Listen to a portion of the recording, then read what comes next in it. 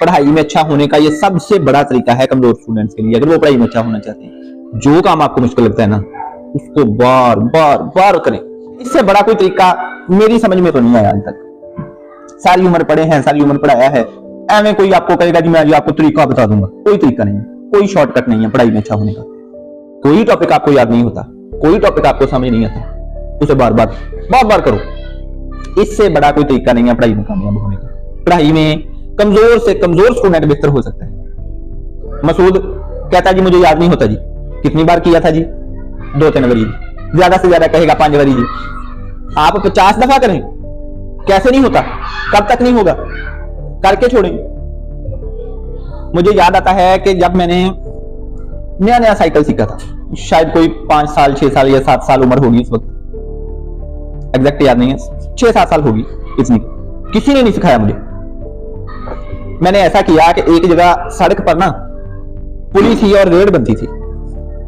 अच्छा, मैंने जाना, उधर एक पत्थर पड़ा हुआ था, पत्थर पे खड़ा होकर साइकिल पे चढ़ना, रेड से साइकिल को रेड लेना।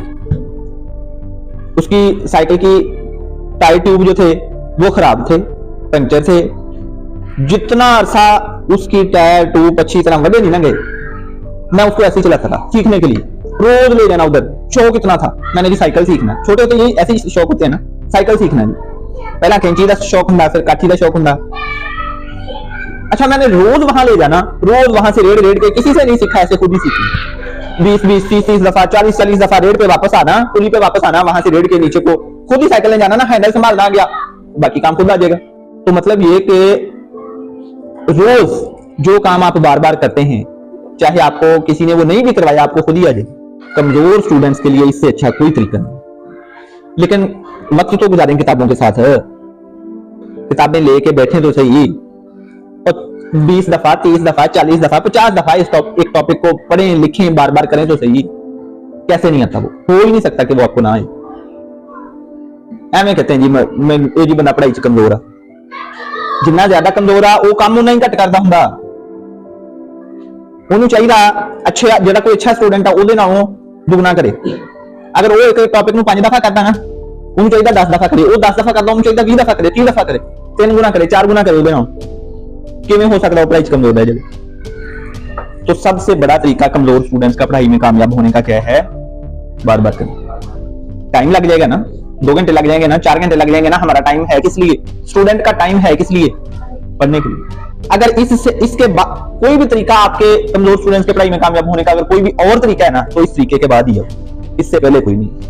हाँ, आप सवाल जवाब करें, स्टूडेंट्स सीनियर स्टूडेंट्स से जाके समझें, टीचर से जाके समझें, ये बाद के तरीके।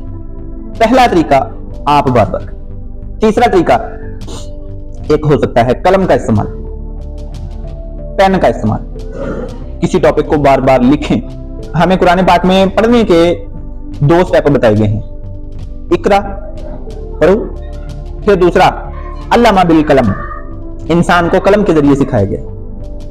पहला स्टेप पढ़ना, एक बार नहीं आया 2 बार पढ़ो, फिर नहीं आया 3 बार पढ़ो, फिर नहीं आया 10 बार पढ़ो, फिर नहीं आया 20 बार पढ़ो।